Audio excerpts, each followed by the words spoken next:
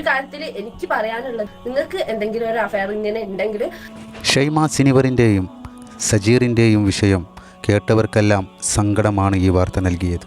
പരസ്പരം സ്നേഹിച്ച രണ്ടു പേർ ഒരിക്കലും ഒന്നു ചേരാൻ കഴിയില്ല എന്നറിഞ്ഞപ്പോഴാണ് ഈ കാര്യം ചെയ്തത്.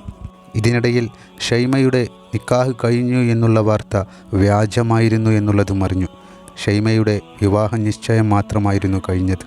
പിന്നെ മറ്റൊരു കാര്യം, സജീർ ഷൈമയുടെ വീട്ടിൽ പോയി വിവാഹാലോചന നടത്തി എന്നത് അത് ഷൈമയുടെ വീട്ടുകാരാണ് നടത്താൻ സമ്മതിക്കാതിരുന്നത് എന്നുള്ളതും അറിഞ്ഞത് ശരിയല്ല എന്നുള്ളതും മനസ്സിലാക്കാൻ കഴിഞ്ഞു. ഷജീറിൻ്റെ വീട്ടുകാരാണ് ഇത്തരത്തിൽ ഈ കാര്യത്തിൽ വിലങ്ങ് തടിയായി നിന്നതെന്നും പലരും കമൻറ്റിലൂടെ അറിയിച്ചു. എന്നാലും ഇതിൽ എത്രത്തോളം വാസ്തവമുണ്ട് എന്നുള്ളതും ഇതുവരെ മനസ്സിലായിട്ടില്ല. ഷൈമയും സജീറും ഇവരെക്കുറിച്ച് പറയുകയാണെങ്കിൽ ഇവർ രണ്ട് ശരീരമായിരുന്നെങ്കിലും ഇവർക്കുണ്ടായിരുന്നത് ഒരു മനസ്സായിരുന്നു. പരസ്പരം ഒന്നു ചേരാൻ ഇവർക്ക് പല മാർഗങ്ങളും ഇപ്പോൾ ഇവിടെ ഉണ്ടായിരുന്നു. എന്നിട്ടും അവർ ആ മാർഗങ്ങളൊന്നും തിരഞ്ഞെടുത്തില്ല. ഇവർ തിരഞ്ഞെടുത്ത മാർഗമാണെങ്കിലോ അത് ഏതൊരു മനുഷ്യനെയും വിഷമിപ്പിക്കുന്ന തരത്തിലുള്ളതായിരുന്നു. താൻ മറ്റൊരു യുവാവിൻ്റെ ഭാര്യയാകുന്നത് ഷൈമ സിനിവറിന് ഒരിക്കലും സഹിക്കാൻ കഴിയാത്തൊരു കാര്യമായിരുന്നു. ഷൈമയില്ലാത്ത ഒരു ജീവിതത്തെക്കുറിച്ച് സജീറിനും ഒരിക്കലും ആലോചിക്കാൻ പോലും കഴിഞ്ഞില്ല. ഇവർക്ക് വേണമെങ്കിൽ ആരും അറിയാതെ തന്നെ ഒളിച്ചോടി പോകാമായിരുന്നു. അല്ലെങ്കിൽ പ്രായപൂർത്തിയായ ഇവർക്ക് രണ്ടു പേർക്കും നിയമം തന്നെ ഇവിടെ ഒന്നു ചേരാനുള്ള അനുവാദം നൽകുന്നുണ്ട്. പക്ഷേ ഇവർ രണ്ടു പേരും അത്തരം കാര്യങ്ങളൊന്നും തിരഞ്ഞെടുത്തില്ല. തങ്ങളുടെ വീട്ടുകാരുടെ സമ്മതത്തോടു കൂടി തന്നെ ഒന്നു ചേരാനായിരുന്നു ഇവരുടെ ആഗ്രഹം. അത് സാധിക്കാതെ വന്നതോടുകൂടിയാണ് ഇവർ ഇത്തരമൊരു തീരുമാനത്തിലേക്കെത്തിയത്. നമ്മുടെ മത അടിസ്ഥാനത്തിൽ ശരിക്കു പറഞ്ഞു കഴിഞ്ഞാൽ ഇത്തരത്തിലുള്ള പ്രണയങ്ങളെല്ലാം ഹറാമ് തന്നെയാണ്. പക്ഷേ പല സാഹചര്യത്തിൽ ഇത്തരമൊരു കാര്യത്തിലേക്ക് നമ്മൾ എത്തിപ്പോകും. നിങ്ങളുടെ പ്രണയം സത്യമാണെങ്കിൽ അതിന് നിങ്ങളെ പലരും എതിർക്കുന്നെങ്കിൽ നിങ്ങൾക്ക് ഒന്ന് ചേർന്നേ മതിയാകൂ എന്നുള്ളത് നിങ്ങൾ ഉറപ്പിച്ചു കഴിഞ്ഞെങ്കിൽ ഇത്തരമൊരു തീരുമാനത്തിലേക്ക് നിങ്ങൾ ഒരിക്കലും എത്തിപ്പോകരുത്. ഒന്നു ചേരാൻ ധാരാളം വഴികൾ ഇവിടെ ഉണ്ടാകുമ്പോൾ എന്തിനാണ് സ്വയം നശിച്ചു പോകാനുള്ള തീരുമാനമെടുക്കുന്നത്? അങ്ങനെ ഒരു തീരുമാനമെടുക്കുന്നത് കൊണ്ട് നിങ്ങളുടെ ജീവിതത്തിൽ നഷ്ടങ്ങളല്ലാതെ മറ്റെന്താണത് ഉണ്ടാക്കി നൽകുന്നത്? നിരന്തരമായി കമൻറ്റ് ബോക്സിലൂടെ ഇവരുടെ മാതാപിതാക്കളെയും കുറ്റം പറയുന്നവരുണ്ട്. ഒരിക്കലും അങ്ങനെയും പറയാൻ പാടില്ല. തൻ്റെ മക്കളുടെ ഭാവിയോർത്ത് ചിലപ്പോൾ മാതാപിതാക്കൾ ഇത്തരം കാര്യങ്ങൾ എതിർക്കാം. കാരണം പ്രണയവിവാഹങ്ങളെല്ലാം പിന്നീട് വിവാഹമോചനങ്ങളിലേക്കാണ് എത്തിയത്. ഇതും തൻ്റെ മക്കൾക്ക് ഇത്തരമൊരു ദുരവസ്ഥ വരുമോ എന്നുള്ള ഭയവും മാതാപിതാക്കളെ ഇത്തരം വിവാഹങ്ങളിൽ നിന്ന് സ്വന്തം കുട്ടികളെ അകറ്റുവാനുള്ള കാര്യത്തിലേക്ക് എത്തിക്കാം. എന്നിരുന്നാലും സ്വന്തം മക്കളുടെ ആഗ്രഹം എന്താണെന്നറിഞ്ഞുകൊണ്ട് പ്രവർത്തിക്കുന്നതായിരിക്കും ഏറ്റവും ഉചിതമായ മാർഗം.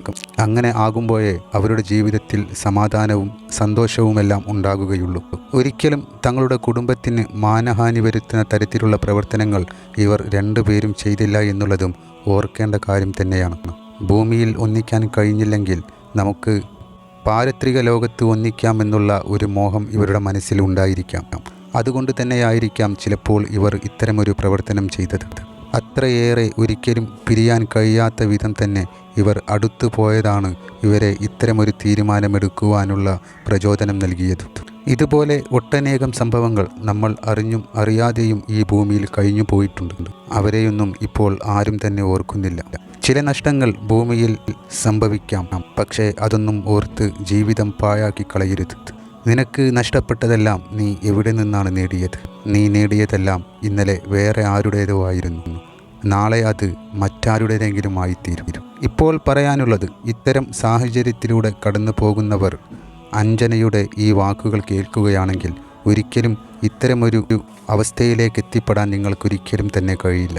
അഞ്ജനയും ഭർത്താവായ അമ്പാടിയും 9ാം ക്ലാസ് മുതൽ തന്നെയുണ്ടായ പ്രണയം അവസാനം വീട്ടിലറിഞ്ഞതും അവരെ വിവാഹത്തിലേക്ക് എത്തിച്ചതുമായ കാര്യങ്ങൾ അഞ്ജന തൻ്റെ സ്വന്തം ചാനലായ AG ലൈഫിലൂടെ തന്നെ നമ്മളോട് പറഞ്ഞിട്ടുണ്ട്. ഈ വാക്കുകൾ നിങ്ങൾ കേൾക്കുക.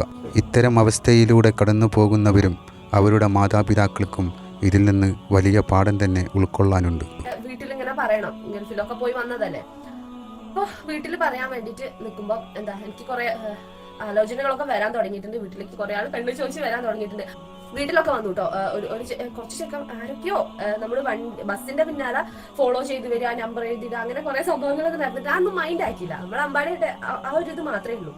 അങ്ങനെ എന്താ വീട്ടില് ആദ്യമായിട്ട് ഫസ്റ്റ് ടൈം ഒരാള് പെണ്ണ് കാണാൻ വരികയാണ്. അപ്പൊ അമ്പാടേട്ടന്റെ കാര്യം പറയണ്ട, അമ്പാടേട്ടൻ എന്റെ കാര്യത്തിൽ ഭയങ്കര ടെൻഷനാണ്. അപ്പൊ ഫുള്ള് സേഡായി, ആള് ഫുള്ള് അബദ്ധമായി, പേടിയായി. അപ്പൊ ഞാൻ പറഞ്ഞു, ഞാന് ആകുന്ന പോലെ എന്റെ കോല ഇങ്ങനെ അന്ന് പെണ്ണ് കാണാൻ വന്നപ്പോ എനിക്ക് ഓർമ്മയുണ്ട്, ഫസ്റ്റ് ടൈമാണ്. എന്താ ഞാൻ ഒരുങ്ങൊന്നും ചെയ്തില്ല, ജസ്റ്റ് ഒന്ന് മുടിയും കെട്ടി, ഒന്നും ചെയ്തില്ല. എത്ര അലങ്കോലാക്കാൻ പറ്റും അങ്ങനെയാണ് ഞാൻ നിൽക്കുന്നത്. അപ്പൊ ഇഷ്ടാവില്ല എന്ന് വിചാരിച്ച് കുഴപ്പമില്ല, അവർക്ക് ഇഷ്ടായി. എന്താ ചെയ്യാ, നല്ല നല്ല ജോലികളൊക്കെ എന്താ അവർക്ക് ഇഷ്ടമായി. അപ്പൊ ഞാനെന്ത് പറഞ്ഞു, ഞാനെന്താ പറയേണ്ടത്? ഇപ്പൊ ആ കുടുങ്ങി, സത്യം പറഞ്ഞാൽ ഞാൻ കംപ്ലീറ്റ് കുടുങ്ങി നിൽക്കുക. അപ്പൊ ആ പ്രപ്പോസല് എന്താ കല്യാണാലോചന വന്നത് വീട്ടില് എല്ലാവർക്കും ഇഷ്ടായി. ഞാൻ പെട്ടു, ജാങ്കോ ഞാൻ പെട്ടു എന്ന് പറഞ്ഞ പോലെ ഒന്നും ചെയ്യാനില്ല. കാരണം അമ്പാടിയേട്ടൻ്റെ അവരൊരു തമാശയായിട്ടാണ് എടുത്തത്. ഞാൻ എന്റേതും ചെറിയ പ്രായമാണ്. പിന്നെ നമ്മൾ വളർന്നപ്പോ അതൊക്കെ പോയി എന്ന് വിചാരിച്ച് അത് വീട്ടുകാർ അങ്ങനെയാണല്ലോ, നമുക്ക് നല്ലൊരു ആലോചന വരുമ്പോ അതിലേക്ക് അവര് നോക്കും. വീട്ടിൽ പറയണമെന്ന് തീരുമാനിച്ചു. അപ്പൊ എല്ലാരെയും ഒരുപോലെയാണ് കാണുന്നത്, ഓരോരുത്തരോടായിട്ടൊന്നും പറയാൻ പറ്റില്ല. അപ്പൊ ഒരൊറ്റ ദിവസം പെട്ടെന്നുള്ള ഒരു തോന്നലിന്റെ പേരിൽ പെട്ടെന്ന് തന്നെ എന്താ നമുക്കിങ്ങനെ ഒരുപാട് ആലോചന വരുമ്പോ അത് വേണ്ട എന്ന് പറഞ്ഞാൽ അവരെ പറ്റിക്കുന്നതിനേക്കാളും നല്ലത് നമ്മുടെ ഉള്ളിൽ എന്താണോ ഉള്ളത് അത് അവരോട് തുറന്ന് പറയാം. എന്നിട്ട് അവര് തീരുമാനിക്കട്ടെ. എന്തിനാണ് എനിക്ക് അവരങ്ങനെ പറ്റിച്ചു കൊണ്ടുപോകുന്നതിനെ പറ്റി, എന്താ നമ്മുടെ ജീവിതത്തിന്റെ കാര്യമാണ്, അതിൽ എനിക്കിപ്പോ വേണ്ട, പഠിക്കണം, അങ്ങനെ എങ്ങനെയാന്നൊക്കെ പറഞ്ഞ് പറ്റിച്ചു കൊണ്ടുപോകുന്നതിന് എനിക്കൊരു താല്പര്യമില്ലായിരുന്നു. അപ്പൊ ഞാൻ എന്താ ഒരൊറ്റ ദിവസം എല്ലാരെയും എന്ന് പറഞ്ഞാൽ നമ്മുടെ അമ്മമ്മ, അച്ഛൻ, പിന്നെ അമ്മേന്റെ വീട്ടുകാര്, അച്ഛന്റെ വീട്ടുകാര്, അച്ഛന്റെ ഏട്ടന്മാര്, എന്താ പെങ്ങന്മാരെന്ന് പറഞ്ഞ പോലെ എല്ലാരെയും ഒരൊറ്റ ദിവസം വിളിച്ചിട്ട് കാര്യം പറഞ്ഞു, ഇങ്ങനെ ഒരു ഇഷ്ടമുണ്ട്, നിങ്ങൾ അന്വേഷിച്ച് നോക്കിയിട്ട് എന്തെങ്കിലും ഒരു നെഗറ്റീവ്, അതും സത്യമായിരിക്കണം, എന്തെങ്കിലും ഒരു നെഗറ്റീവ് കാണുകയാണെങ്കിൽ പറഞ്ഞോ, ഞാൻ ഇതിന് നിൽക്കില്ല എന്ന് പറഞ്ഞു. കാരണം എനിക്കൊരു അത്ര ഒരു ഉറപ്പുണ്ട്, എന്തെങ്കിലും മോശമായിട്ട് ഒരു കാര്യം കേൾക്കുകയാണെങ്കിൽ ഞാൻ ഈ ഒരു ബന്ധത്തിന് ഒരിക്കലും നിൽക്കില്ല. അപ്പൊ നിങ്ങൾ അന്വേഷിച്ച് നോക്കണം, അത് സത്യമായിരിക്കണം, എന്താണെങ്കിലും പറയുന്നത് സത്യമായിരിക്കണം, അത്രേ പറഞ്ഞുള്ളൂ. ഈ ഒരു കാര്യത്തിൽ എനിക്ക് പറയാനുള്ളത് എന്ന് പറഞ്ഞാല്, നിങ്ങൾക്ക് എന്തെങ്കിലും ഒരു അഫയർ ഇങ്ങനെ ഉണ്ടെങ്കിൽ അത് നമ്മൾ ഫസ്റ്റ് പെട്ടെന്ന് തന്നെ നമുക്ക് പോകാം. പെട്ടെന്ന് എന്താ ആ ചെക്കൻ വന്ന് വിളിച്ചാൽ ആ പെണ്ണിറങ്ങി പോവുകയാണെങ്കിൽ പിന്നെ നമുക്ക് വീട്ടിൽ പറഞ്ഞിട്ടുണ്ടെങ്കിൽ എന്തെങ്കിലും ഒരു സ്കോപ്പ് ഉണ്ടാവായിരുന്നു, അവര് സമ്മതിക്കായിരുന്നു, ഒന്ന് പറഞ്ഞു നോക്കായിരുന്നു എന്നുള്ളത് നമുക്ക് ഭാവിയിൽ തോന്നരുത്. നമ്മൾ പറയേണ്ടത് നമ്മുടെ മര്യാദ. ഇനിയിപ്പം പറഞ്ഞിട്ട് രണ്ടടി കിട്ടാതെങ്കിൽ അതങ്ങ് വാങ്ങുക, കാരണം നമ്മുടെ കയ്യിൽ ഇരിപ്പോണ്ടല്ലേ, അത് സന്തോഷമായിട്ട് അങ്ങ് വാങ്ങുക. അപ്പൊ ഒരിക്കലും നമ്മുടെ എന്താ വീട്ടിലെ അച്ഛനായാലും അമ്മയായാലും അവരെ നോക്കാതെ ഇങ്ങനെ പെട്ടെന്ന് കണ്ട ഒരാളുടെ കൂടെ ഇറങ്ങി പോകാന്ന് പറഞ്ഞാൽ നമുക്ക് നമ്മുടെ വീട്ടുകാരോട് തോന്നാത്തത് ഒരിക്കലും നമുക്ക് ചെന്ന് കയറുന്ന വീട്ടിലുള്ളവരോട് തോന്നില്ല. അപ്പൊ ഞാൻ പോയവരെ പറയാനാട്ടോ, ഒരിക്കലും ഞാനിത് ആരെ ഉദ്ദേശിച്ച് പറയുന്നതല്ല. ഒളിച്ചോടി പോയവരെന്ന് പറഞ്ഞാൽ വീട്ടിൽ പല സാഹചര്യങ്ങളും ഉണ്ടാവും. വീട്ടുകാർ അതൊന്നും എനിക്കറിയില്ല, നിങ്ങളുടെ ഓരോരുത്തരുടെ സാഹചര്യത്തിനനുസരിച്ചാണ് നിങ്ങൾ പോകുന്നത്. ഞാൻ അങ്ങനത്തെ ഉള്ളവരല്ല പറയുന്നത്. പെട്ടെന്ന് തന്നെ ഇപ്പൊ നമ്മൾ ഒരുപാട് കാണുന്നുണ്ട്, 9ാം ക്ലാസ്സിൽ പഠിക്കുമ്പോഴൊക്കെ പെട്ടെന്ന് ഓരോ ചെക്കന്മാർ വന്ന് വിളിക്കുമ്പോൾ കൂടെ ഇറങ്ങി പോകുന്നത്. അപ്പൊ അങ്ങനെയൊന്നും പോവാണ്ട് നിൽക്കുക. നമ്മൾ വീട്ടിൽ പറയാം, നമുക്ക് നല്ല കാര്യം എന്തായാലും നമ്മുടെ വീട്ടുകാർ നമുക്ക് വേണ്ടി ചെയ്യും. പിന്നെ എന്റെ കാര്യം പറഞ്ഞാല്, ഞാൻ ചെയ്തത് ശരിയാണോ തെറ്റാണോ എന്ന് ചോദിച്ചാൽ കാണുന്നവർക്ക് അത് തെറ്റ എന്തായിട്ടും തോന്നാം. പക്ഷെ ഞാൻ ചെയ്തത് എന്റെ രീതിയിൽ നിന്ന് നോക്കുകയാണെങ്കിൽ 100% ശരിയാണ്. കാരണം ഞാൻ ആരെയും കഷായം കൊടുത്ത് കൊല്ലാൻ നിന്നിട്ടില്ല, കണ്ടാൾക്കാരെ പ്രേമിച്ച് നടന്നിട്ടില്ല. നോക്കിയ ചെക്കന് നല്ല അന്തസ്സായിട്ട് വീട്ടിൽ പറഞ്ഞ് നമ്മള് അമ്മേനോടായാലും ഫാമിലിയിലുള്ളവരോടായാലും എല്ലാരോടും പറഞ്ഞിട്ടാണ് ഇതൊന്ന് സെറ്റ് ചെയ്ത് നിൽക്കുന്നത്. അപ്പൊ എന്റെ കാര്യത്തില് ഞാൻ ഫുള്ള് ഹാപ്പിയാണ്. ഇനി അങ്ങോട്ടും അങ്ങനെ തന്നെയായിരിക്കും. അതുകൊണ്ട് നിങ്ങൾ ഈ കൊല്ലാനും ചാവാനും സൂയിസൈഡ് ഒന്നും പോലെ ഒന്ന് പറഞ്ഞു നോക്ക്. കിട്ടിയ ആ കുട്ടി പോയാ വരെ തോന്നില്ലേ, അത് നിങ്ങളെ കൂട്ടി ചേർന്നോ, അങ്ങനെ പറഞ്ഞു നോക്കുക. ഇതാണ് എന്റെ ഒരു കഥ എന്ന് പറയുന്നത്. അപ്പൊ ഇപ്പൊ ഭയങ്കര ഹാപ്പിയാണ്, വീട്ടിൽ ആർക്കും ഒരു കുഴപ്പമില്ല, കാര്യങ്ങളൊക്കെ നല്ല സ്മൂത്ത് ആയിട്ട് അങ്ങോട്ട് പോകും. ഇത്രയും 9ാം ക്ലാസ് തുടങ്ങിയിട്ട് ഇത്രയും കാലത്തിന് ശേഷം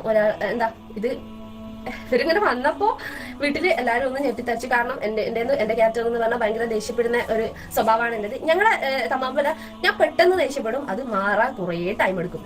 അമ്പാടിയായിട്ട് പതുക്കെ ദേഷ്യപ്പെടും, പെട്ടെന്ന് മാറും. അങ്ങനെയാണ്